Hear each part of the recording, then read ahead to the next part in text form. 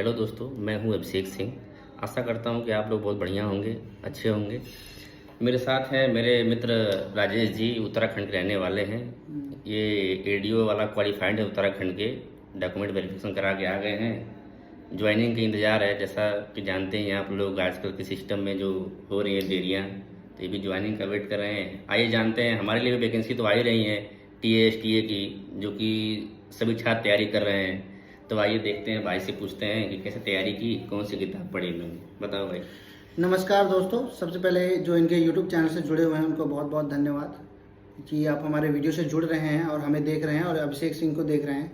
ऐसे ही जुड़े रहिएगा और हो सके तो ये वीडियो ज़्यादा से ज़्यादा लोगों में शेयर कीजिएगा। मैं जो भी बताऊंगा मैं पर्सनल एक्सपीरियंस से बताऊंगा, जो मैंने तैयारी की। एक्चुअली हमारा एडीओ डबलओ का एग्ज़ाम हुआ था, जिसमें क्वालिफाई तो हो गया हूँ, ठीक है। डॉक्यूमेंट वेरिफिकेशन भी हो गया था और मैंने कैसे प्रिपरेशन की उस चीज़ के लिए मैं सारी चीज़ें बताऊँगा। एक्चुअली मैं जॉब करता हूँ कानपुर में, ठीक है, जिसमें किसान कॉल सेंटर, यानी कि किसानों से संबंधित हम जानकारी देते हैं फार्मर्स को, ठीक है। जैसे दवाई, जैसे कोई इंसेक्टिसाइड, पेस्टिसाइड या कोई नई स्कीम आती है तो उसके संबंध में जानकारी देते हैं। मेरे पास फिलहाल तो टाइम नहीं था, क्योंकि यहाँ पर भी जॉब का देखना था। कहीं ना कहीं एक मतलब जिस तरीके से हमारी सरकार है, ठीक है, उस तरीके से हमारे मन में एक डर बैठ गया कि एग्ज़ाम होगा या नहीं होगा। क्योंकि हम जो नौकरी कर रहे होते हैं, हम ये नहीं चाहते कि भाई वो नौकरी छूटे, हम वो छोड़ना नहीं चाहते। अगर छोड़ दिया और एग्ज़ाम नहीं हुआ तो हम ना इधर के रहेंगे ना उधर के रहेंगे। तो थोड़ा बहुत मैंने हिम्मत दिखाई।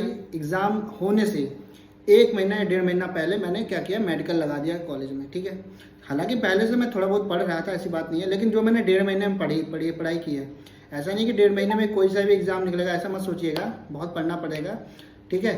पढ़ना तो पड़ेगा, कम से कम कोई भी स्टेट लेवल का एग्ज़ाम होगा, कोई भी कहीं का भी स्टेट लेवल का एग्ज़ाम है, 4 महीने काफ़ी होते हैं। 4 महीने स्टेट लेवल के एग्ज़ाम के लिए।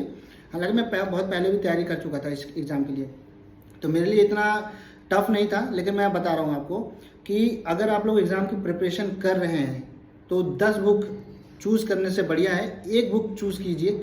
जैसे बेस के लिए आप सबसे अच्छा जो है, आप नेमरा सुंडा जो है ना, कम से कम 10 बुक्स, मैं बार बार बता रहा हूँ, 10 बुक पढ़ने से बजाय अगर आपके पास नेमरा सुनना है उसको 10 बार पढ़िए, 20 बार पढ़िए।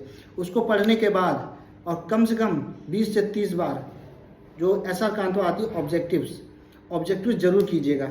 मैं आपको गारंटी के साथ बता रहा हूँ, मैंने जितने भी अपना एडीओ का या डब्ल्यू का एग्ज़ाम देने से पहले उससे पहले भी बहुत मैंने प्रैक्टिस पेपर दिए थे, या पहले एग्ज़ाम जो हुए थे उनसे मैंने क्वेश्चनिंग मैच की थी। नेमरा सुंडा और SR कांतवा से कम 80 से 90% क्वेश्चन आते हैं, 80 से 90% कहीं नहीं। और जो 10% क्वेश्चन होते हैं ना, वो आप अगर पढ़ाई की होगी तो वो मेंटली और मतलब अपना दिमाग लगाएंगे तो खुद ही सॉल्व हो जाएंगे, ठीक है। उसमें ज़्यादा टफ नहीं होते हैं, ठीक है। ये चीज़ ध्यान में रखिएगा।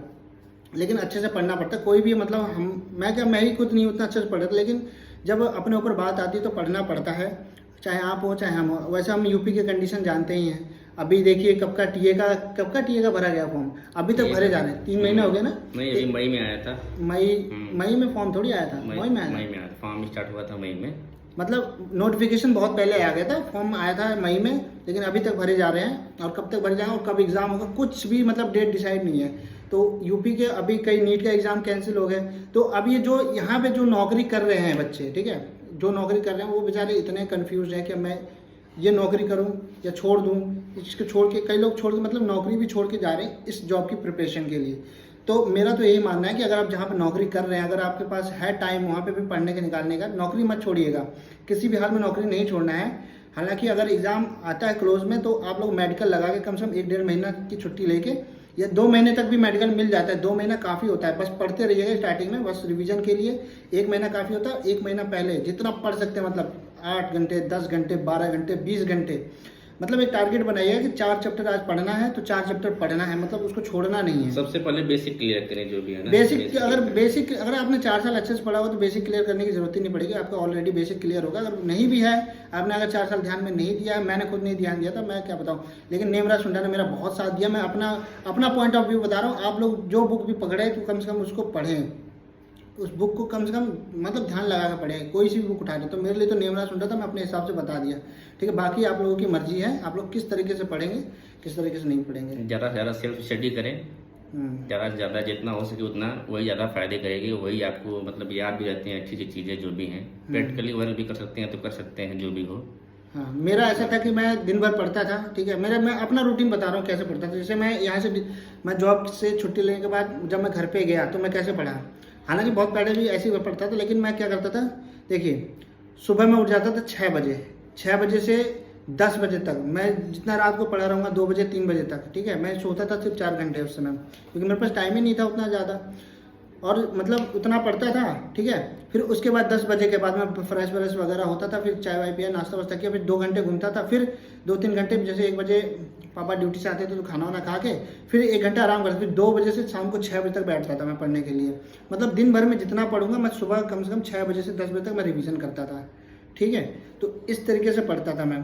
तो मैं अपना हिसाब किताब बता रहा हूँ, बाकी आप लोगों की जिस हिसाब से मतलब मैनेजमेंट बैठता पढ़ने के लिए हिम्मत भर, मतलब पूरा जी जान लगा देना, 1.5 महीने 2 महीने 3 महीने के लिए, बस इतना समय जी जान लगा दे तो एग्जाम चुटकी में क्लियर। तो भाई यही है कि इतना समय बच्चा है, लग जाए। बाकी वैकेंसियाँ तो आप देख ही रहे हैं जो आ रही हैं। फिलहाल एसटीए के सामने है, 18 अगस्त को पेपर है उसका, तैयारी करते रहिए, लगे रहिए। बहुत बहुत धन्यवाद। बहुत बहुत Best of धन्यवाद, luck। बहुत बहुत धन्यवाद। नमस्कार आप सभी को, धन्यवाद।